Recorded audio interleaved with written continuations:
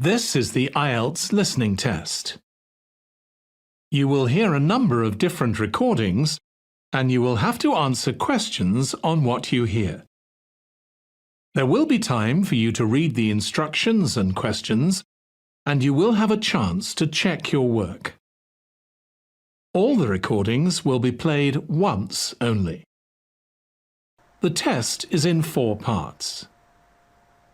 At the end of the test, you will be given 10 minutes to transfer your answers to the answer sheet.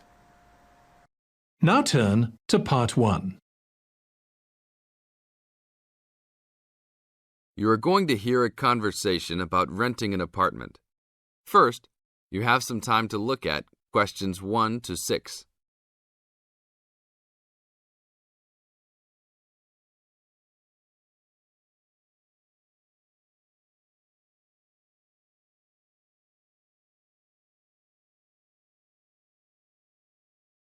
Before we start the test, look at the example of your question booklet and listen to the tape. How can I help you, sir? Hi, I'm interested in renting an apartment in your building. Can you show me around inside? Sure, my pleasure. In the tape, the man says he is interested in renting an apartment in your building. Therefore, the word apartment has been written down. Now, we will play the recording. Now listen to the tape and answer questions 1 to 6. How can I help you, sir? Hi, I'm interested in renting an apartment in your building. Can you show me around inside? Sure, my pleasure. Do you know what kind of apartment you're looking for? I'm thinking of something for my best friend and I. The apartment doesn't have to be too big, just something comfortable for the two of us. I'm looking for a kitchen, 2 bedrooms and a bathroom, just something simple. Okay, well, let me show you what we have to offer. We divide our apartments into 3 categories. There are standard apartments, upgraded standard apartments, and luxury apartments. Please follow me. This apartment just went up for rent yesterday. The old tenants moved into a larger one. This apartment is what I call the standard apartment. It's small, but has everything you need. The kitchen comes with a refrigerator, an oven, and a stove. There is 1 bathroom with a shower, but no bathtub. The rooms are a good size, and both have their own closets. The living room has enough space for a couch. We will provide a television for you. These apartments are very popular with students because they are affordable and practical. Right now, we are renting these out for only $1,000 a month. I think this is a little bit on the small side. There's no space for a dining table or even for an extra desk. We will both need room to study. If there are guests over, we hope to be able to have a dining table big enough for at least 4 people. Do you have anything slightly larger? Maybe just an apartment with a bigger living room? Well, let's take a look. Right now, we also have an opening for a luxury apartment. This apartment is larger. It has 3 bedrooms, and all 3 are larger than the last one. And there are 2 bathrooms, and all have bathtubs. The kitchen is also larger, and come with an additional dishwasher and freezer. The living space has plenty of space for a dining room. How much is the rent on these apartments? These are more expensive, usually in the $2,500 range. Don't forget that there is an additional bedroom, so you could find another roommate to lower the cost. I think that's a little bit on the expensive side. We don't really have the time to find another roommate, so it's probably better to stick with the 2-bedroom places. Is there anything between these 2? Come with me. I can show you this apartment right now. But there are people living in it. There are no more of these kinds of apartments available at this moment. But if you decide that you like it, I can put you on the waiting list. And as soon as we have openings, you will be contacted. Sure, let's take a look. This is the upgraded standard apartment. As you can see, it's larger than the other 2-bedroom apartment. There are 2 bedrooms and 2 bathrooms, one in each room. The living room comes with a television, but no furniture. The kitchen is around the same size as the other smaller apartment. The basic difference is the additional bathroom and larger living room.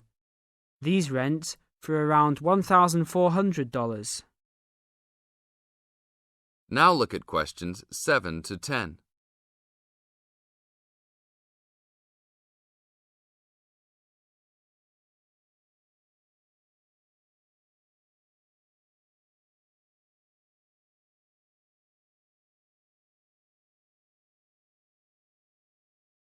Now listen to the tape and answer questions 7 to 10. Seems like a good deal. Do you know when an apartment like this will be available? That's hard to say. I know these people who live here right now should be graduating soon, so they might be moving out. Well, I guess I'll put my name on the waiting list. Hopefully there'll be an opening as soon as possible. That sounds like a good plan. I will notify you as soon as we have vacancies. You will have to leave us some information and a student identification number. Sure, no problem. My full name is Robert Jack Browning. Could I have your age, please? I'm 38. Your major? I'm studying biology. How about naming some of your hobbies? Fishing, golf, watching movies, and spending time with my family. Sounds like a good life. What is the price range of the apartment you are looking for? Somewhere between $1,000 to $1,500. Your student identification number, please? QS 45890. Could you repeat that? QS 45890. Lastly, could you leave us a phone number? Okay, it's area code 236 580 2287. Thank you very much. I will give you a call as soon as possible. That is the end of part 1. You now have 30 seconds to check your answers.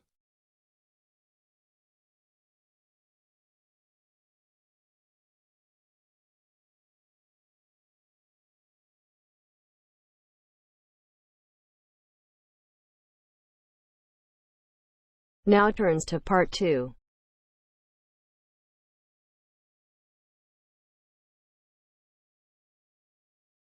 Listen to the guided tour commentary and answer questions 11 to 20.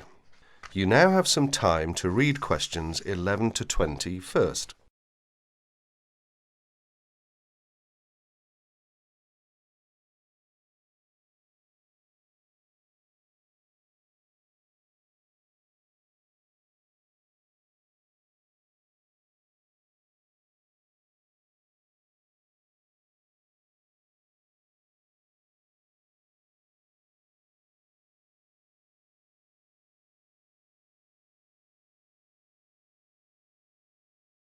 Welcome to the library tour. We'll begin our tour of this level of the library here at the entrance. Then we'll go in a clockwise direction. So, first of all, over here on the left, next to the entrance, is a touchscreen information service. These computers can be used at any time to get general information about the library and how it works. In front of the touchscreen information service are the catalogues. As you can see, it's a computerized catalogue system and it's very easy to use. The catalogues are linked up to the other libraries at the university, so make sure you check which library a book is in when you are trying to locate a particular item. Next, along here on the left, we have the circulation desk for borrowing and returning books. The returns area, the place for returned books and other items, is at the end of the circulation desk, near closed reserve. Closed reserve, as most of you probably know, is a collection of books that are in high demand, so they are on restricted circulation. If a book is on closed reserve, you can only borrow it to use within the library for 3 hours at a time. Over there in the corner are the shelves for newspapers. The library has an extensive collection of local and international English language newspapers. They are kept on those shelves for 1 month and then stored elsewhere. As we continue on our tour around to the right, this large central section is the reference section. Reference texts cannot be borrowed for use outside the library. They must be used within the library. All these shelves in the centre of this level are the reference section. Now, the stairs here on the left lead to level 2 only. On level 2 are most of the law books. To go up to the other levels of the library, you have to use a lift. Beside the stairs are the restrooms for this floor. Now, as we walk around this corner to the right, this large room on the left is the Audio-Visual Resource Centre. You can come here if you wish to listen to a tape or watch one of the library's videos. Next to the Audio-Visual Resource Centre is the photocopying room. There are 15 copiers for student use, and we've recently added a colour copier. The system for copying uses cards, not coins. You can buy a photocopy card from the technician in charge of the photocopying room, or from the information desk if he isn't here at the time. On our right, these work tables are for student use, especially for small groups to work together, or you and your colleagues can use the conference room, which is that small room there next to the lockers. You can work on group projects in the conference room without disturbing anyone, and there's a conference room on each level of the library. The round desk in front of the lockers is the information desk. If you need help using the catalogues, or you need to organise a loan from another library, the information desk is the place to come. And finally, here, beside the exit doors, these 2 shelves contain current magazines and journals. Like the newspapers, they are kept here for a time and then stored elsewhere. OK, that's the end of the tour of this level of the library. I'll leave you to look around yourselves now, and if you need any further help, please ask at the information desk. That is the end of part 2. You will have half a minute to check your answers.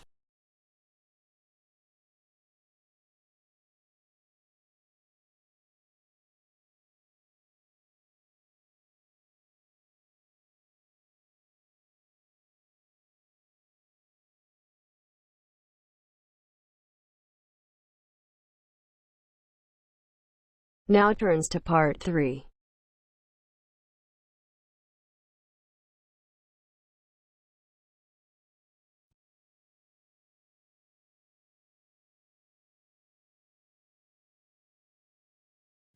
You'll hear 2 students talking about different aspects of their university.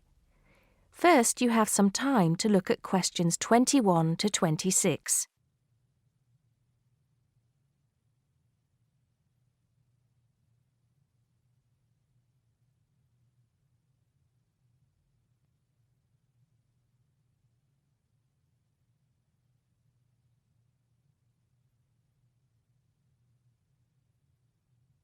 Now listen carefully and answer questions 21 to 26. Great party last night. You should have come. But anyway, so what have we got to do here? We're supposed to fill this form in by ourselves, but I'm sure it's okay if we chat about it first, don't you think? Yeah, sure. So, there are 10 questions and we've got to tick numbers 1 to 5 for each question. 5 means really good. 1 is bad. Question number 1. Was the course well organized? We'll give that a 5, agree? Yep. No question about that. What does question 2 mean, though? Was the teacher flexible? Is it good to be flexible? Well, that means, was the teacher very strict? Or maybe she gave you more time to complete your assignment. Things like that. So for that question, we should give her a 5. She always gave us an extra day, didn't she? And she wanted to know our opinions on things. We had great discussions. Fair enough. What about this one? Was the teacher friendly and encouraging? I'm not sure about that. She was friendly to some students, but I think she had a problem with Mike and Alex, who were usually late. She did get a bit irritated with them sometimes. Yeah, we weren't too happy about them either, though. I know it was a bit early, with classes starting at 8:30, but you choose if you want to sign up to them or not. So that's no excuse, really. Yeah, they could have taken the evening classes if they didn't want to wake up early in the morning. Now, what about these questions on the course books? Look, the business studies book was interesting, but I thought the human behavior one was boring. Really? That's the one I like the most, perhaps because I want to study psychology. You want to become master of the universe, managing a huge multinational company, don't you? There's nothing wrong with being ambitious, you know? The best laid plans of mice and men. What's that? Some sort of quote? Stop being so literary. Let's get on with question 5. Did you find the campus library a useful resource? Well, most of the books I wanted had already been taken out, but the internet access was definitely useful. Let's give that a 4. Okay, and the staff there were always friendly and helpful. Before you hear the rest of the conversation, you have some time to look at questions 27 to 30.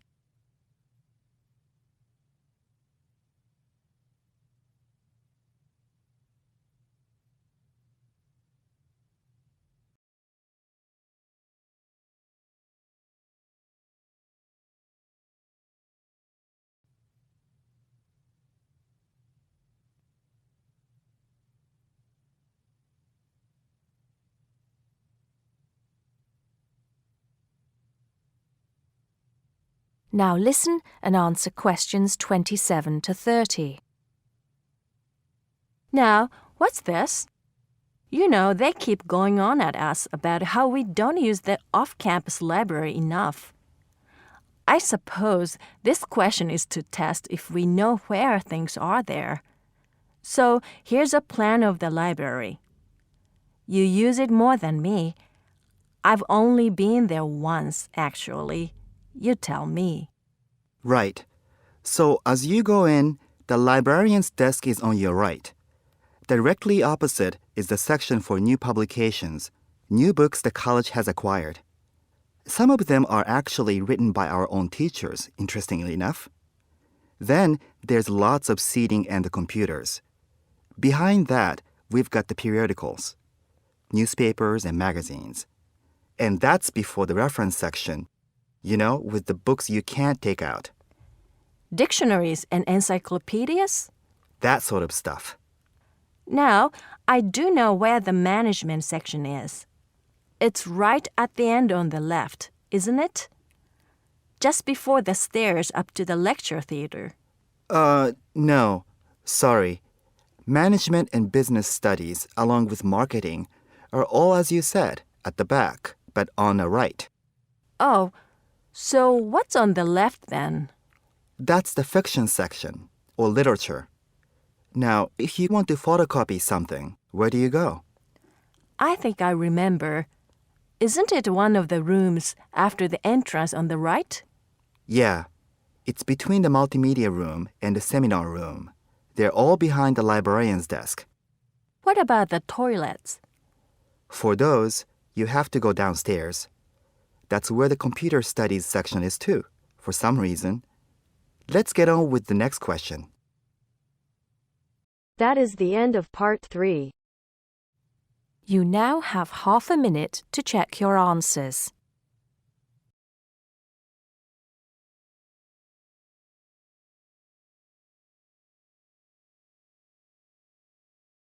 Now turns to part 4.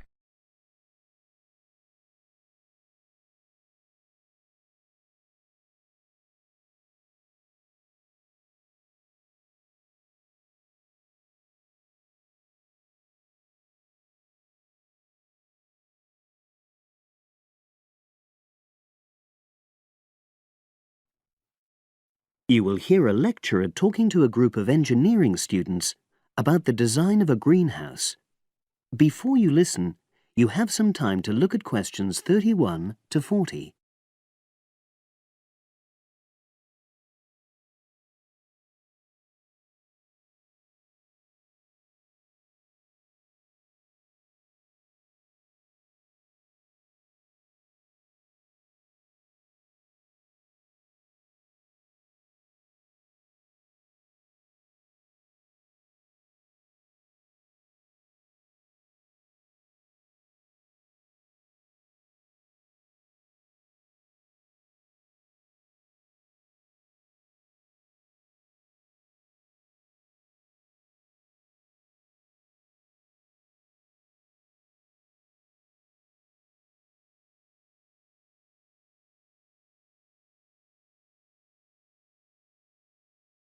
Now listen and answer questions 31 to 40.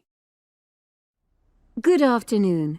This is the first of a series of lectures I'll be giving about engineering for sustainable development. I'll be presenting examples of engineering projects from a variety of contexts, and today I'm going to talk about a project to design a new kind of greenhouse for use in the Himalayan mountain regions. First of all, I'll tell you about the problem which was the context for this project. In the Himalayan mountains, fresh vegetables and other crops can only be grown outside for about 90 days during the summer, because the altitude of the region is around 3,500 meters, and because the rainfall is so low. In winter, temperatures fall below minus 25 degrees centigrade, so fresh vegetables have to be imported. They arrive by truck in summer or by air in winter, which makes them expensive. Local people rely on dried leafy vegetables and stored root crops during the winter, and rarely eat fresh vegetables. But despite the sub-zero temperatures, the skies over the region are cloudless, and there are over 300 sunny days per year. So, an engineering solution was needed to exploit the sun's energy and protect locally produced plants from freezing during winter. And in fact, there had been programs in the past to provide greenhouses, but these were unsuccessful. The greenhouses weren't adapted for local conditions, so they tended to fall into disuse. So, a few years ago, a project was initiated to design a better greenhouse, one which would meet the criteria for sustainability.